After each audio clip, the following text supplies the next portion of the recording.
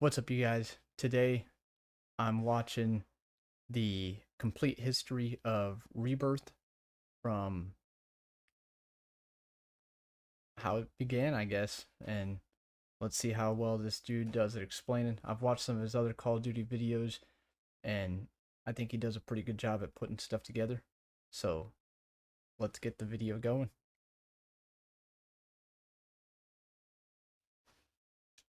Rebirth Island is back! Well, almost. While we may only have a little bit longer to wait for the fan-favorite Resurgence map, known for its fast-paced gameplay and high-kill matches to return to Warzone sandbox, let's take a look at how we got Wednesday, here. The long history of the iconic map is actually a lot older than you might think. To find the origins of this modern classic, I had a lot of fun playing it with friends back when it first came out and even further. We're going all the way back to 11 years ago. Fun. 2013. Ashika was alright. I started to like Ashika a little bit. While multiplayer fans are absolutely loving the game and its fresh take on things like create a class and rank mode, Zombies players are starting to feel disappointed with their map selection, leading the community to a new low point for the time. Making matters worse, Treyarch's current Zombies lead, Jimmy Selensky, who oversaw all Zombies content since its inception in World at War, began distancing himself from the mode, and eventually leaving the company a few months later. The shakeup, however, provided an opportunity for the campaign design director, Jason Blundell, to move in with his team's first official experience, Mob of the Dead. This map may be solely responsible for Black Ops 2's heel turn when it comes to perception, with a creepy vibe, satisfying Easter egg, and just downright fun gameplay loop. Alcatraz Island I like Die Rise would become an iconic set piece for the franchise, like the skyscraper which is why years later in 2018, now head of both campaign and zombies, Jason Blundell would see the return of the fan favorite Zombies map as a remake, Blood of the Dead.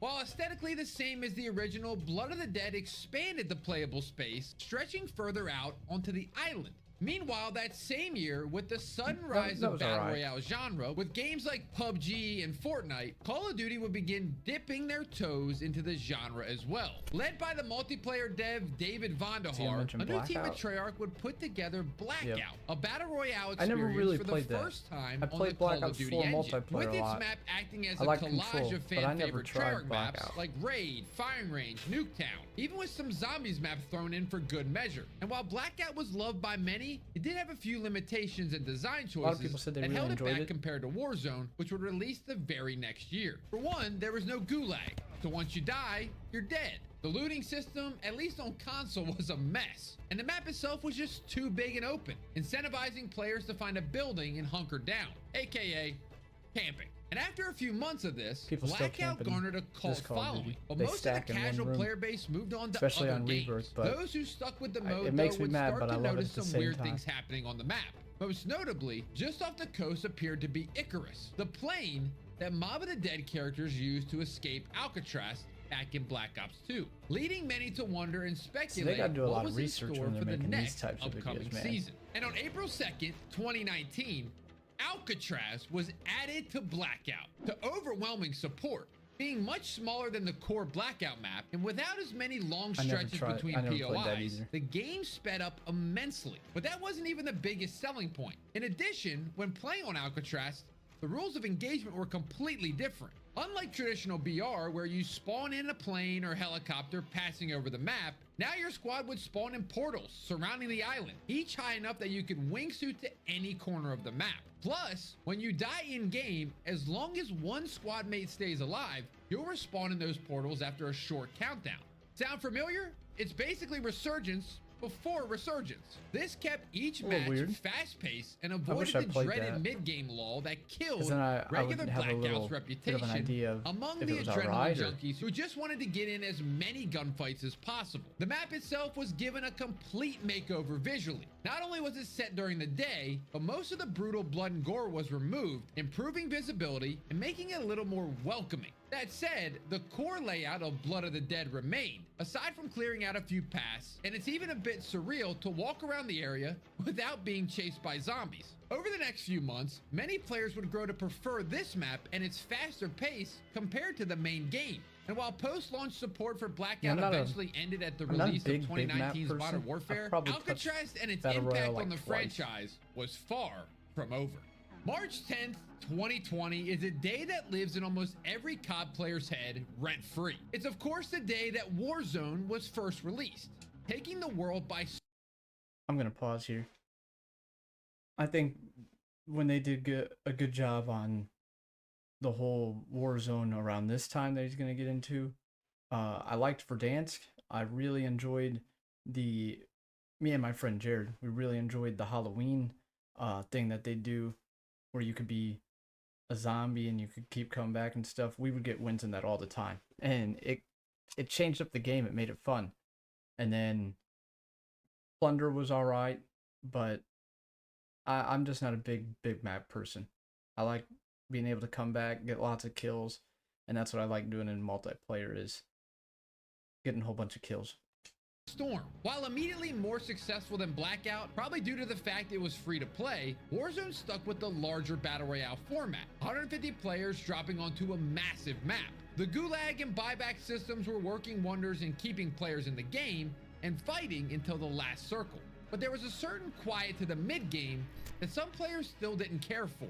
Warzone would continue out the rest of Modern Warfare's life cycle. That's kind of what I didn't like about the big map, is you're kind of walking around. And with COD's yearly release window quickly approaching, players were eager to know if Warzone would continue to be supported through the next game, or would it be abandoned like Blackout was in the year prior. Thankfully, during the lead up to Black Ops Cold War, releasing on November 13th, Activision announced that Warzone would be continuing to get support through the next year, with weapons and operators from Cold War being integrated into the free-to-play title. In addition, Verdansk, after being nuked at the end of Modern Warfare's post-launch story, would be rewound, and Warzone would be set again in the iconic city during the year 1984 They're gonna bring as the headquarters of this year's new villain, Stitch. Alongside Verdansk 84 was a second map fans didn't have to wait long to jump back into. On December 16th, 2020, the same day as Verdansk 84, Rebirth Island was added for the first time to Warzone, and keen observers would notice a certain similarity to the prison island we just spent the first half of this video talking about.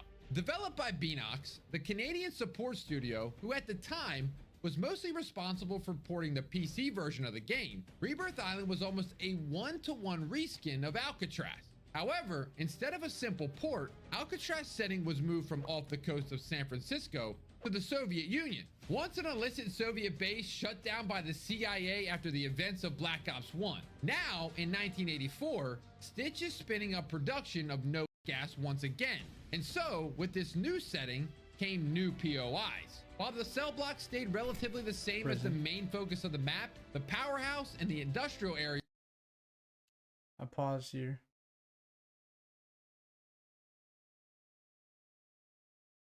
So is this... I think this is the old one. And that might be the new one on the right.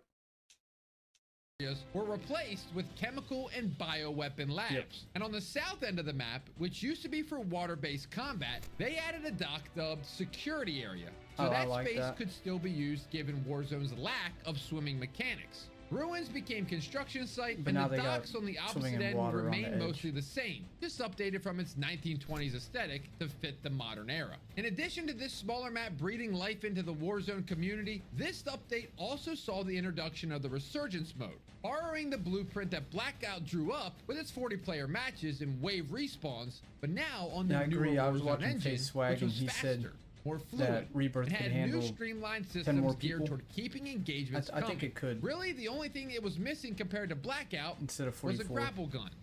Please bring that back.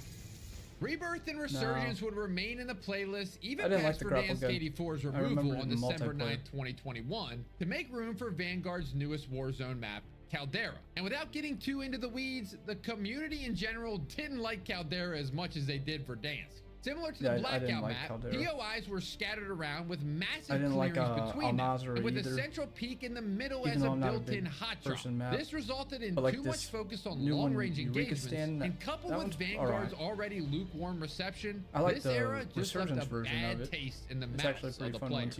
But thankfully, where Caldera was lacking, Rebirth Island continued to deliver, as the devs released a major overhaul to the map on March 23rd, 2022. Rebirth Reinforced, overhauling a handful of locations to keep it feeling fresh. And players seem to enjoy these small changes, or at least didn't hate them, which sometimes is as good as a compliment as a Call of Duty update can get. Let's fast forward just a few months now to June 22nd, 2022, where finally, after 2 years, Warzone would see its second small map enter the fray, Fortune's Keep. Developed by High Moon Studios, Fortune's Keep took players to a remote island in the Mediterranean, a brand new Resurgence map with a similar layout to Rebirth, in that it was focused on the main POI, the Keep, along with smaller locations scattered around the island like Winery and Town. These two Resurgence maps and Caldera's Battle Royale would remain as Warzone's offering for the rest of the year until November of 2022, when for the first time in Warzone's history, Activision would choose not to update Warzone alongside the newest mainline release, and opted to launch a brand new version of the free-to-play game instead, announcing the change with 2 words that would send shivers down the spine of most COD players: Warzone 2.0. The sequel to Warzone was meant to be a clean break, built from the ground up to accommodate the yearly map changes and constant weapon and feature integrations that just weren't planned when the original was being developed, with devs communicating that this switch was inevitable and moving to a new engine would mean great things in the long term. Spoiler alert, it did not. Warzone 2 launched on November 16th, 2022 with Al Mazrah, a large map with only the default Battle Royale game mode. Map-wise, Al Mazrah seemed to be a solid entry compared to Caldera, and reminded many of their glory days back in Verdansk. But gameplay-wise, Warzone 2 was a bit of a mess. For the sake of brevity, we won't go into too much detail, but the spark notes are no loadouts, 2v2 gulag, slow movement, and AI soldiers. Beyond that though, Warzone 2 didn't launch with any Resurgence maps, and it wouldn't be until the second season, a few months in, that Ashika Island would come in to fill the gap as its one and only small map. Thankfully though, you could always boot up the original Warzone 1 if you wanted to play good old Rebirth, right? No. In an effort to drive players to the new game, Warzone 1 was rebranded as Warzone Caldera, and they limited matchmaking to only Battle Royale on Caldera, meaning no Resurgence, no Fortune's Keep, and no Rebirth Island. November 16th, 2022. That's the last day Rebirth Island could be played before it was shelved. Only a few months later, before the rest of Warzone 1 was also completely shut down on September 21st, 2023. And unfortunately, that was the last time anyone has played Rebirth Island, with the map going back into the vault once again. Now let's move back up to present day, March of 2024 at the time of making this video. While Rebirth Island is set to return first in Warzone Mobile, releasing later this month, console and PC players are still left waiting for it to return the beloved franchise. It's been announced that along with Fortune's Keep, which has already been released, Rebirth will be returning to Warzone at some point in 2024, although an official release date is not yet given. In the years since, many of Warzone 2's biggest issues have been smoothed out. Resurgence has returned with aforementioned Ashika Island, Vondel, and now even Fortune's Keep, with the latter two rotating every 15 minutes and receiving the same amount of support, meaning the stage is finally set for Rebirth Island's triumphant return. And maybe, just maybe, we can see Warzone return to the heights it's fallen from years ago. Yeah, that was a good video. I enjoyed that. There was some stuff I didn't put together. Like when they redid the map, I forgot about that. Callie. When they redid the map, I forgot about them expanding the zombie map and everything. But overall, I think that was a good history, and now let's get ready to get some good games and new personal PRs on Rebirth now that the greatest Resurgence map is back and ready to play. So I hope you guys enjoyed this video. It was the first one I did of reacting to a video. Leave a comment down below for other videos you want me to react to. Smash the like button, subscribe, and I'll catch you guys in the next video. Peace out.